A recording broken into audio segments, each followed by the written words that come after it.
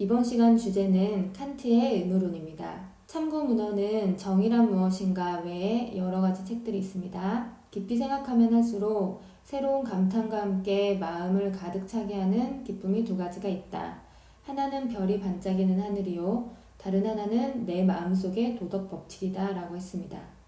여기서 별이 반짝이는 하늘은 자연 법칙에 대한 경이로움을 나타내고, 도덕 법칙은 인간 내면의 자율적인 도덕 원리에 대한 경외심을 표현한 것입니다. 이처럼 인간은 자연에 속해 있는 감각적인 존재이지만 이성을 통해서 자율적 판단을 하는 존엄한 존재라고 본 칸트에 대해서 자세히 알아보도록 하겠습니다. 칸트 윤리 이론의 특징은 크게 세 가지인데요. 이 세 가지를 중심으로 알아보도록 하겠습니다. 첫 번째, 행위의 선악을 결정하는 것은 동기이다. 두 번째, 이성적이고 자율적인 인간은 보편적인 도덕 법칙을 인식할 수 있다. 세 번째, 도덕 법칙은 그 자체가 무조건적 명령이다. 먼저 동기론부터 살펴보겠습니다.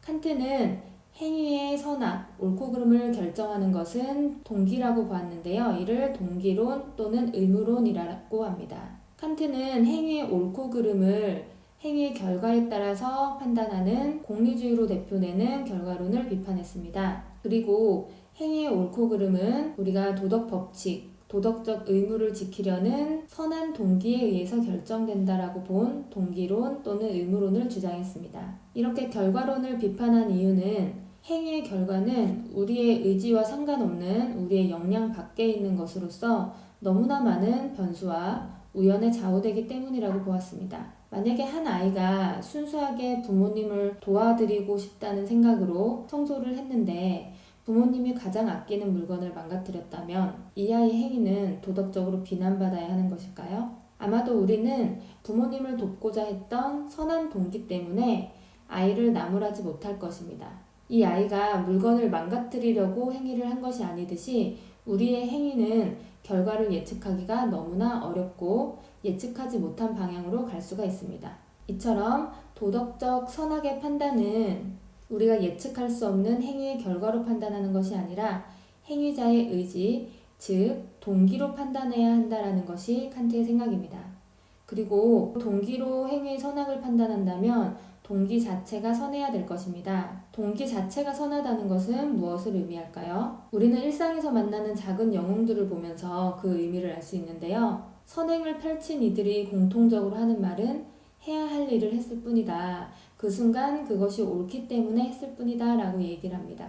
이처럼 선한 동기란 아무런 조건과 대가 없이 그저 그 행위가 선하기 때문에 행하려는 마음을 말합니다. 칸트는 이를 선이기 때문에 따르려는 의지, 즉 선의지라는 말로 표현을 했습니다. 그리고 이러한 선의지야말로 도덕적 선의 유일한 근거라고 보았습니다. 정리해보면 칸트 윤리설의 첫 번째 특징은 도덕적 의무이기 때문에 하는 행위만이 도덕적 가치를 지니는 것입니다. 칸트의 윤리설은 행위의 도덕성을 결정하는 것은 동기라고 본 동기론적 윤리설이라고 할 수 있습니다. 다음으로 칸트 윤리설의 두 번째 특징을 살펴보겠습니다. 이성적이고 자율적인 인간은 보편적인 도덕 법칙을 인식할 수 있다. 자세히 한번 살펴보겠습니다. 다양한 액체를 부으면 정해진 모양으로 만들어주는 얼음 트레이처럼 모든 인간은 이성이라는 공통의 인식 틀을 지니고 있어서 다양한 경험이 들어왔을 때 이를 공통의 범주, 즉 법칙으로 묶어낼 수 있는 능력이 있다는 것입니다. 그리고 이를 통해서 보편적인 도덕 법칙을 인식할 수 있다는 것이죠. 예를 들면 우리는 공이 낙하하는 모습, 연필이 책상 아래로 굴러떨어지는 모습, 자다가 침대에서 떨어지는 나의 모습 등 다양한 낙하 현상을 보면서 공통적으로 중력의 법칙이라는 것이 존재하는구나 라고 파악할 수 있듯이 우리 인간에게 있는 공통의 이성을 통해서 누구에게나 언제 어디서나 적용되는 보편적인 도덕 법칙을 인식할 수 있다는 것입니다. 따라서 우리가 어떤 행위를 해야 할지 판단할 때에는 나의 행위의 준칙이 보편적인 도덕 법칙에 맞는 행위인지 검토해보고 맞다면 아무 이유 없이 우리가 따라야 할 도덕 법칙이기 때문에 따라야 한다는 것입니다. 여기서 다소 낯선 단어가 나오는데요. 준칙이란 각 개인이 정한 행위 규칙을 말하는데요. 칸트는 인간은 자유의지를 가지고 있어서 스스로의 행위 규칙인 준칙을 세우고 이에 따라서 움직일 수 있는 존재라고 했습니다. 그런데 이 준칙은 내가 스스로 세운 행위 기준이기 때문에 옳을 수도 있고 아닐 수도 있습니다. 따라서 우리는 우리가 지닌 이성을 발휘해서 스스로 세운 행위의 준칙이 보편적인 도덕 법칙에 맞는지 검토해 보아야 합니다. 예를 들어서 아무도 없는 횡단보도에서 내가 무단횡단을 해야 되겠다고 결정을 했다면 이것이 나의 행위의 준칙인데요. 이것이 옳은지 그른지 판단하기 위해서는 보편적인 도덕 법칙에 맞는지 따져보아야 한다는 것입니다.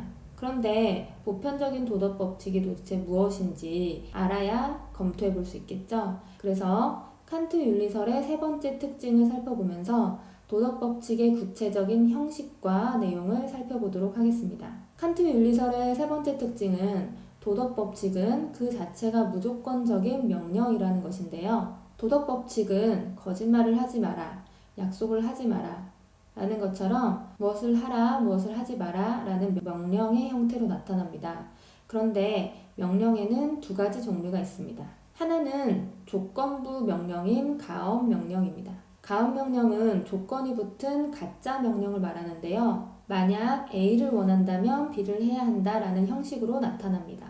예를 들어서 용돈을 받고 싶으면 부모님께 효도를 하라, 학생부에 기록하고 싶다면 봉사활동을 하라와 같은 것들입니다. 칸트는 도덕법칙이 가업명령으로 되어 있다면 우리가 도덕적인 행위를 하는 이유가 단지 우리의 욕구를 채우기 위한 것이 된다고 한탄했습니다. 즉, 선행의 도덕적인 가치가 떨어져 버린다는 거죠.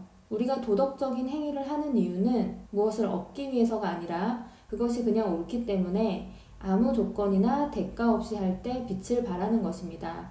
이 때문에 칸트는 도덕법칙이 가업명령의 형태를 띠면 안 된다고 보았습니다. 그래서 도덕법칙은 정언명령의 형식을 띈다고 합니다. 정언명령이란 진짜 명령이라는 뜻인데요. 우리는 권위를 지닌 사람의 명령을 묻지도 따지지 않고 조건 없이 수행하는 것처럼 정언명령은 아무런 조건 없이 무조건 그 행위를 하라고 명령합니다. 그래서 정언명령의 형식은 너는 무조건 어떤 것을 해야 한다, 어떤 것을 하지 말아야 한다의 형식으로 나타납니다. 그리고 칸트는 도덕은 그 자체로 가치 있는 것이기 때문에 정언명령의 형식으로 무조건적인 명령으로 나타나야 한다라고 말합니다.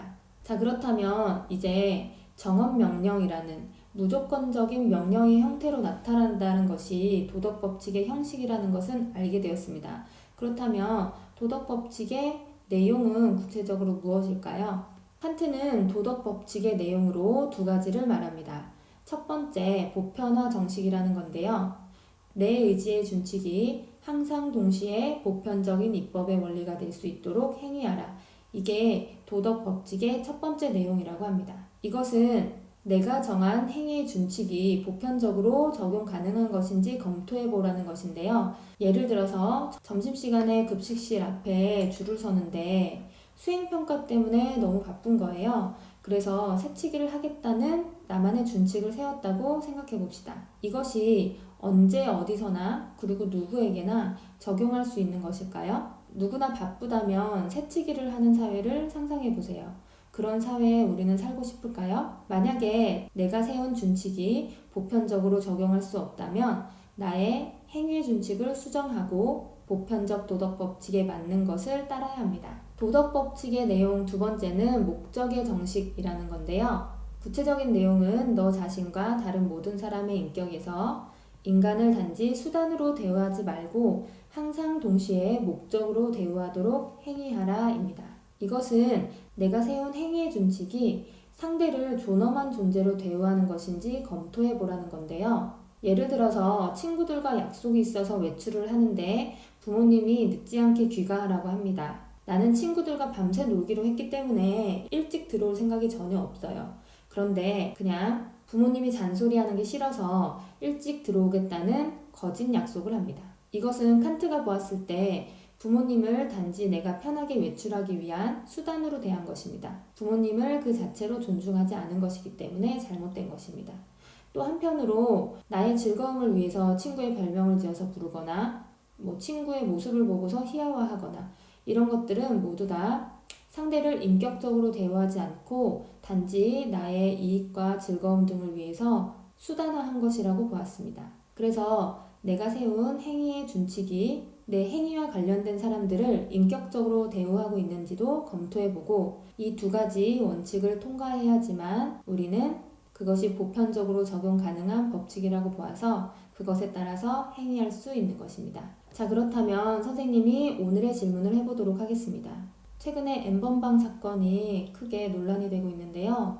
선생님이 이 사태를 보면서 칸트에 대한 생각을 많이 했습니다. 왜냐하면 누가 봐도 이것은 자신의 잘못된 쾌락을 위해서 사람을 수단으로 대한 것이거든요. 상대방을 전혀 인격적인 존재로 대우하지 않은 것입니다. 그렇다면 여러분들은 사람을 목적으로 대우하지 않고 단지 수단으로 대우한 경험이나 사례가 있나요? 그런 사례를 알고 있다면 간단하게라도 적어주시기 바랍니다. 지금까지 칸트 윤리설의 특징 3가지, 동기론, 보편적 도덕 법칙, 정언명령에 대해서 알아보았습니다.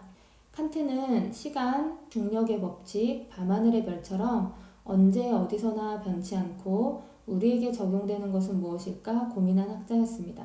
밤하늘의 별이 언제 어디서나 우리를 비추듯이 도덕 또한 시공을 초월하여 우리에게 적용되는 것이라 생각했습니다.